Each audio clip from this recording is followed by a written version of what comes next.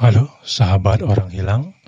Jumpa lagi bersama saya di channel Orang Hilang. Pada kesempatan kali ini saya akan membahas tentang tingkatan-tingkatan dari debt collector yang akan mengunjungi Anda ke rumah. Jadi, semakin besar hutang yang Anda pinjam ke bank, ke leasing, ataupun ke pinjaman online, maka debt collector yang ditugaskan untuk menagih Anda juga akan lebih profesional. Bagaimana struktur organisasinya, level-level dari debt collector ini? Sebelum saya membahas lebih jauh, jangan lupa untuk subscribe dulu channel ini agar Anda tidak kehilangan informasi-informasi penting yang akan selalu saya berikan untuk Anda. Saya tunggu dari sekarang.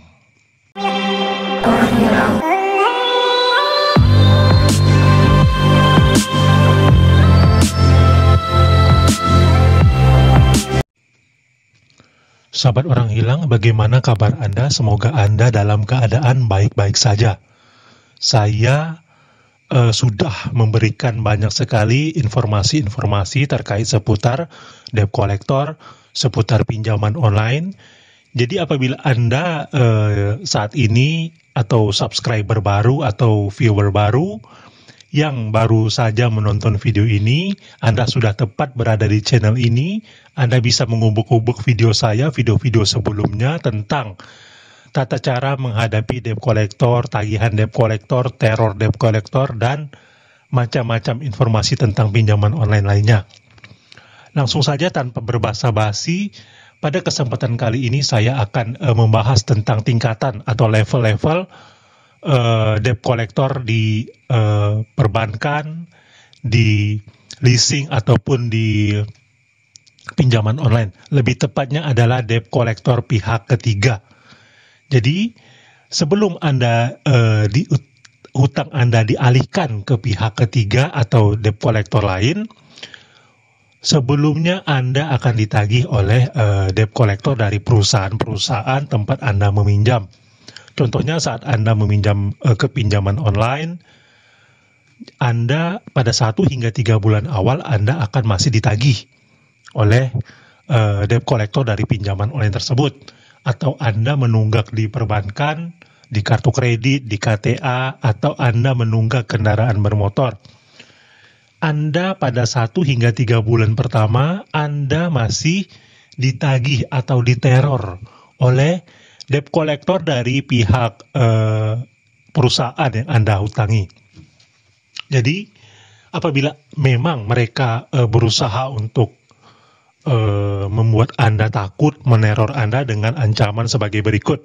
Biasanya mereka mengancam bahwa pada saat Anda telat 1 minggu hingga 1 bulan, mereka mengancam data Anda akan dialihkan ke pihak ketiga. Ini bohong besar, bahwa mereka pada 1 hingga 3 bulan awal ini mereka tidak akan pernah membayar pihak ketiga untuk melakukan penagihan. Mereka juga mempunyai cara, perbankan atau leasing ataupun pinjaman online, mereka mempunyai cara sendiri. Caranya hampir sama dengan yang dilakukan oleh debt collector, tetapi levelnya berbeda. Jadi untuk perusahaan-perusahaan ini, mereka tidak menyediakan jasa penagih hutang profesional. Mereka kekurangan masa, kekurangan kekuatan lah, istilahnya seperti itu. Jadi pada saat setelah 1 hingga 3 bulan mereka tidak mampu lagi menagih Anda, mereka menyerah. Tetapi mereka membayar atau bekerja sama dengan pihak ketiga. Di sini biasanya pihak ketiga ini adalah memang benar-benar membuka jasa penagihan hutang.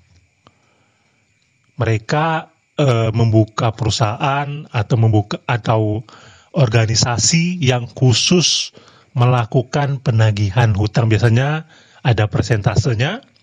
Semakin lama hutang dari debitur yang tidak dibayarkan, maka semakin besar pula bayaran yang akan diterima oleh jasa penagih hutang ini.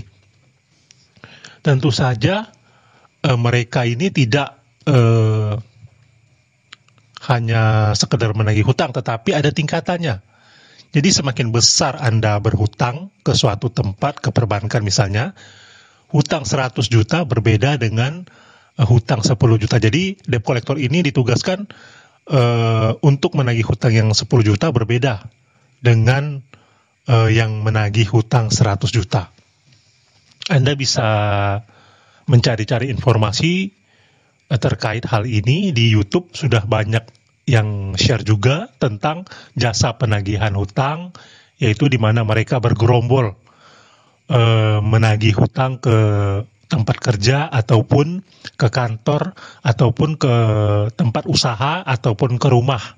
Jadi bagi Anda yang memang hutang di atas 100 juta ke perbankan misalnya, maka Anda siap-siap akan ditagih secara profesional pula oleh debt collector ini. Mereka bergerombolan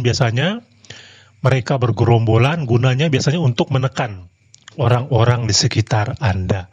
Mereka tidak mungkin menekan Anda karena Anda juga pasrah saat Anda ditekan. Tetapi apabila keluarga inti Anda ditekan, Anda otomatis akan berontak dan membela mati-matian orang-orang di sekitar Anda untuk melunasi hutang Anda. Itulah peran yang dimainkan oleh debt collector profesional ini.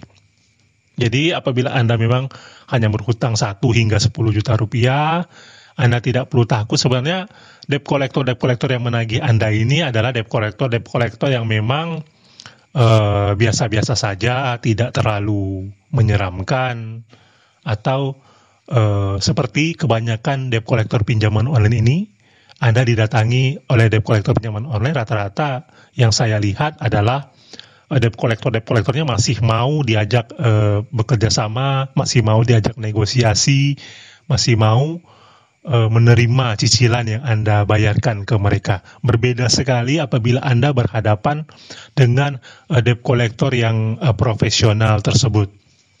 Jadi saya sarankan biasanya memang kita saat meminjam uang atau saat memulai belajar meminjam uang, tentunya semakin hari, semakin bulan, semakin tahun kita ingin berusaha mendapatkan yang lebih besar dan lebih besar lagi. Itu sudah pasti. Apabila Anda memang pemain dari pinjaman online ini, kemungkinan Anda juga akan masuk ke kancah perbankan. Entah itu lewat KTA, kredit tanpa anggunan, ataupun lewat kartu kredit. Ini bisa terjadi dan hutang yang mereka pinjamkan, perbankan pinjamkan biasanya sangat besar. Biasanya 20 juta ke atas sampai dengan 100 juta rupiah. Hati-hati apabila Anda memakan jebakan dari mereka, Anda bersiap-siaplah untuk berhadapan dengan debt collector profesional ini. Saya sarankan memang apabila Anda sudah mempunyai pengalaman di bidang pinjaman online, sudah sering berhadapan dengan debt collector pinjaman online, sebaiknya memang Anda sebelum meminjam ke bank atau ke leasing, lebih baik Anda memutar otak terlebih dahulu, rencanakan semuanya secara matang sebelum benar-benar memang Anda ingin meminjam ke pinjaman online tersebut, sebelum memang Anda berhadapan dengan para debt collector profesional ini, yang mana mereka sudah sangat terlatih untuk berhadapan dengan orang-orang seperti Anda, orang-orang yang gemar berhutang, orang-orang yang memang tidak mau membayar hutang mereka ke perbankan. Jadi mereka sudah tahu juga pola yang dimainkan oleh para debitur nakal ini, dan mereka juga sudah memahami cara untuk melakukan penagihan ke debitur yang memang nakal ini.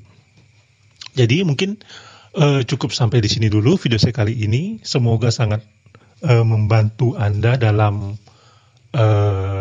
menambah informasi atau menambah pengetahuan Anda terkait dengan debt collector yang kemungkinan akan Anda hadapi apabila Anda gagal dalam membayar ke perusahaan-perusahaan mereka.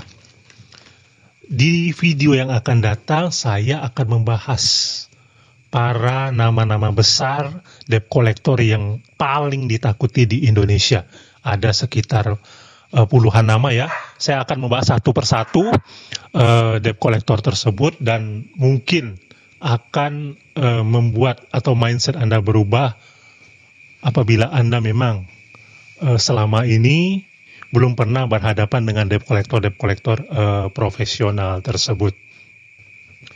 Jangan lupa like video ini apabila bermanfaat. Jangan lupa share agar orang-orang dapat mengambil manfaat dari video ini.